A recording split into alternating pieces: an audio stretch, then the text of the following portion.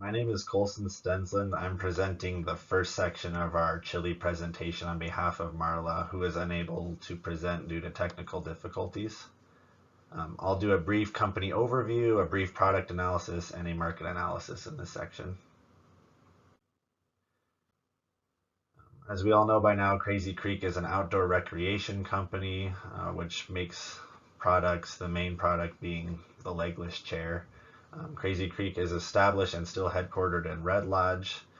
The chairs are no longer made in Red Lodge, but are made overseas due to cost and labor availability.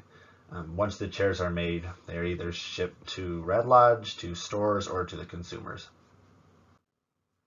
The focus for the chairs and for Crazy Creek as a whole is to help people enjoy the outdoors and be comfortable. Um, they do this by making lightweight and foldable chairs, which makes them portable.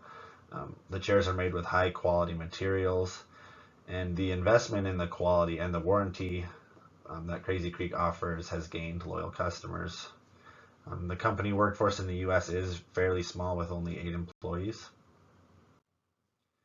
Here's a few pictures of the chairs, the main product, the main attraction that Crazy Creek offers. Like I said, legless chairs are the main product. You can customize them off of the base models that the chairs are in. Amazon, REI, their own website, Dick's Sporting Goods are currently used to sell the chairs, and there are currently 15 products on the website, most of which are chairs. As far as market analysis, the target market in general are individuals who enjoy the outdoors or outdoor activities and watching sporting events. Um, this target market are people that have an income high enough to afford or consider buying the chairs. But more specifically, the target market could have an interest in outdoor activities. Um, Generally, though, anyone with a use for a chair and an income high enough could be considered a part of the target market. Further to specify the target market, the market could value the comfort, convenience, and portability that the chairs do offer to justify the price. Specifically to Chile, the target age demographic are ages 25 to 54, which makes up 42.5% of the population. Here's a picture showing the population disparity and how it's made up in Chile. More market analysis, the globalization continues to connect countries more and more, and the outdoor lifestyle sector is continuing to grow as much as 8.2% as of 2020 in Chile. So a thorough awareness and grasp of the market is important. Staycations, popularity of outdoor activities are fueling the increase. Um, Special deals and free delivery on the website increase the market share, and the customization of the products could be utilized in Chile as well. Just to break down simply, the current mode of entry is to locate a retailer, whether it's a distributor or a store in the country, and get shelf space that way. Crazy Creek does operate in its home country of the US this way as well. Both physical and virtual shelf space are proven ways to enter a foreign market. This is Haley Burnell, and I'll go over some competitive advantages to consider. One is that Crazy Creek has a variety of top notch products when it comes to quality. Crazy Creek is also very well known in the outdoor accessory world, so its brand recognition gives it a major advantage. We believe that the location of the origin of Crazy Creek gives it an advantage as well. The origin is Red Lodge, Montana, and it's a place with a lot of outdoor activity options. This is important because the products were created to withstand the mountain climates in Montana, so they will definitely hold up in the mountains of Chile. Crazy Creek's reputation and proof of success in other markets provide an advantage for the company as well. Now I'll talk about some disadvantages to consider. These could include competitors offering similar products for lower prices or better perceived deals. These could include better warranties on products or better shipping options. Even though these could be possible disadvantages, we are still confident in the quality and policies that Crazy Creek has. Here's a map of Chile. About 90% of the population lives in the middle third of the country, and this is also where most of the major cities are at. If you didn't know, Chile is a country in South America. Fun fact, the landmass of Chile is slightly double the size of Montana. There are 4,000 miles of coastline with a couple of mountain ranges, including the Andes and Chilean coast mountains. There are many national parks and reserves in Chile, and it is also ranked number 2 on the list for levels of peace in South America. As you can see here, Chile is very long and narrow. This picture is a good representation of how long it is because, as you can see, it compares to a point starting in mid-Canada, stretching down to Mexico City in Mexico. Next, I will go over population. The official language of Chile is Spanish, and about 99.5% of the population speaks it. There are primarily indigenous ethnic groups, or people in Chile can usually trace ancestry to Europe, which is pretty interesting. Catholicism is popular in Chile, with about 60% of Chileans identifying their religion as Roman Catholic. The population of Chile is about the same population as New York at almost 20 million people. Most of the people in Chile live around Santiago, which is the capital. Just a few facts. Roughly 88% of the Chilean population is considered urban, and this population provides retail opportunities for the country. The life expectancy is very good, being about 80 years of age. Another good thing is that the poverty rate in Chile is lower than its peers, but there is still the issue of income inequality. Another good thing is that there is a high literacy statistic for the country. Okay, wrapping up on population, a chair from Crazy Creek would be considered a small luxury for most of the people in Chile. Here we see that the purchasing power parity per capita is a little over 31,000 US dollars. The cost of living is 1.05 times more than the world average at $1,028. The human index value is 0.855, and this comes from several factors, including life length, quality, education, standard of living, and GDP. The only reason that Chile has a lower human index value than the United States is because of GDP. My name is Colson Stensland, and I'll start on some health information. Chile has an average healthcare system compared to its neighbors in South America, which is to say that it is well functioning and well organized, as most countries in South America are. Access to healthcare is fairly easy for most Chileans, especially because they have a highly urban population. Some common health issues are smoking, drinking, cancer, other substance abuse. And the health systems in Chile are supported and organized by local, state, and federal government. Now for some infrastructure information. Chile could be energy self-sufficient, but does choose to import some energy. More on that later.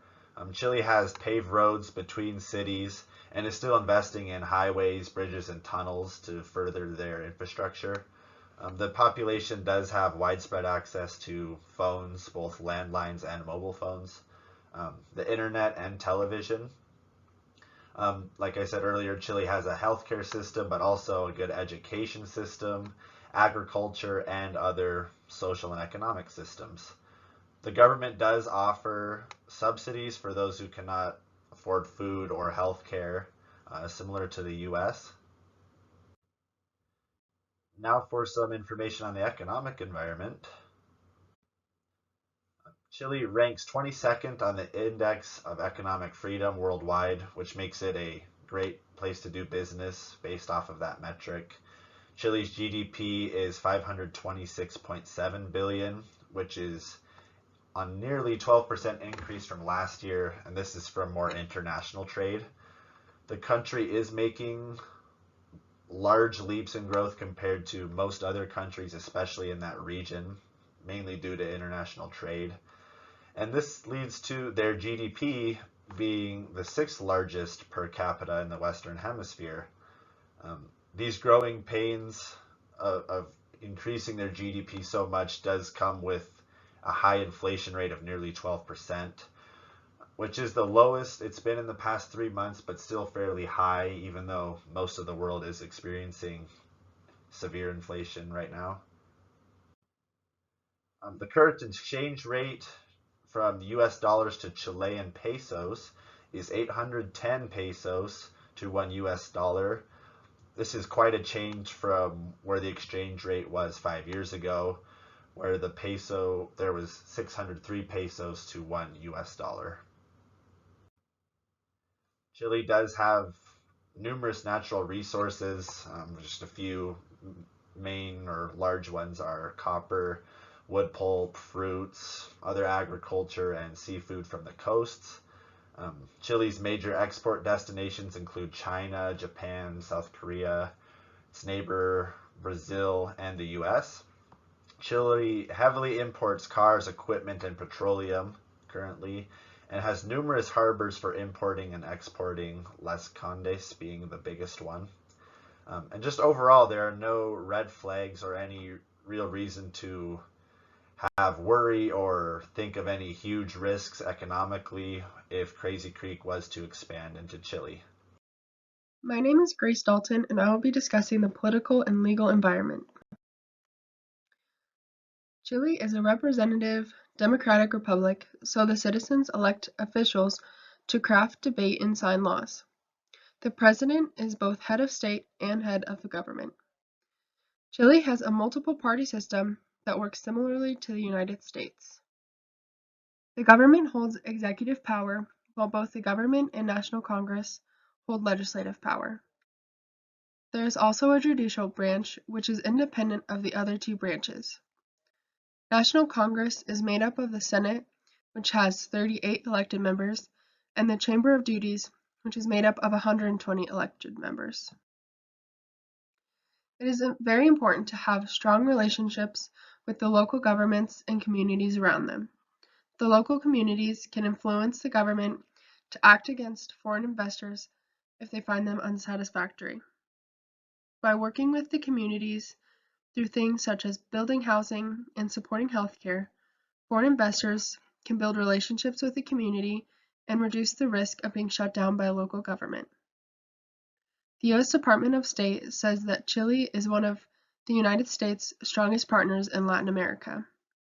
The U.S. and Chile have a free trade agreement which does things such as eliminate tariffs, reduce barriers to trade and services, and provide protection for intellectual property, which makes practicing business here easier. The Chilean government has very little regulations, and most products can enter Chile with minimal standard testing. This reduces the barriers of entry in the country. Chile has the lowest corruption in all of Latin America. It is ranked 27 out of 180 on the Corruption Perceptions Index. The judicial system in Chile is free from government interference, which helps reduce the corruption risk. I'll now discuss the legal environment. There is free enterprise in Chile within the framework of a market economy, and public authorities guarantee and protect its exercise. Chile's court system is made up of the ordinary courts, appellate courts, and a Supreme Court. There are several treaties in Chile that regulate international trade. Some of these include the UN Convention of Contracts for International Sale of Goods of 1980 and the Convention for the Unification of Certain Rules for International Carriage by Air of 1999. All contracts, invoices, lists, and insurance are subject to Chilean law, and all shipments in Chile are subject to physical inspection by Customs and the Agricultural Office. My name is Bronson Sanders, and I'm going to talk about mode of entry. Mode of entry is the way that a company enters into another country to sell their products. There's different types of mode of entries like exporting, licensing, partnering, acquisition, joint venture, and greenfield venture. There's definitely advantages and disadvantages to both of these. The best mode of entry for Crazy Creek would more than likely be a joint venture, because a joint venture is when two parties come together to pool their services together to complete a project or a task.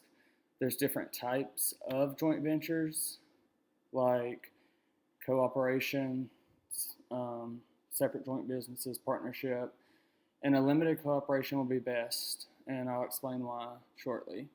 And an example of this joint venture mode of entry would be like getting shelf space to be able to sell chairs in Chile at different stores, whether they're outdoor stores or whatever they may be. There are many advantages of this mode of entry. Crazy Creek would have access to new markets. The liability and the costs associated with this joining would be split up between both parties. The other company would bring knowledge and resources and skills and that maybe would benefit Crazy Creek to be able to increase the sales, which would also be an advantage. And the partner has knowledge on the cultures and the practices and the political systems, therefore they have insight on laws and regulations. A few of the disadvantages of this mode of entry is sometimes partners can have different expectations, and the communication barriers can cause unclear communications, which can cause unclear objectives. Cultural differences, of course, bring barriers, and sometimes the work is not evenly split between the two people. Making sure that the companies have similar cultures is the first aspect of starting a joint venture. Making sure the goals align up and the other company's finances align up with your finances in means of like they're not about to go under or whatever. And then financing the joint venture would be like creating a market plan and a cash flow projection, and then determining who would borrow what and how that would be paid back, and then how capital gains and capital losses would be divided. It appears that Crazy Creek's mode of entry to another company is similar to a joint venture. This method of entry gains shelf space in stores as a partnership, and it should result in more profit in Chile than simply exporting to Chile. Since the businesses in Chile already have like economic, political, and legal systems for this type of business, it would be easier to get started in Chile. So Chile definitely has a business-friendly environment, which is an advantage of, selling your products there, and it's one of the easiest companies to do business with in Latin America. There's free trade agreements, many countries, not just the U.S., and then the legal and economic frameworks, infrastructure, government systems, and population all support an expansion to be successful in Chile. And the joint venture is recommended mode of entry into Chile. All of our team members, Bronson, Grace, Haley, Colson, and Marlo, would like to thank you for watching our presentation. We hope you enjoyed.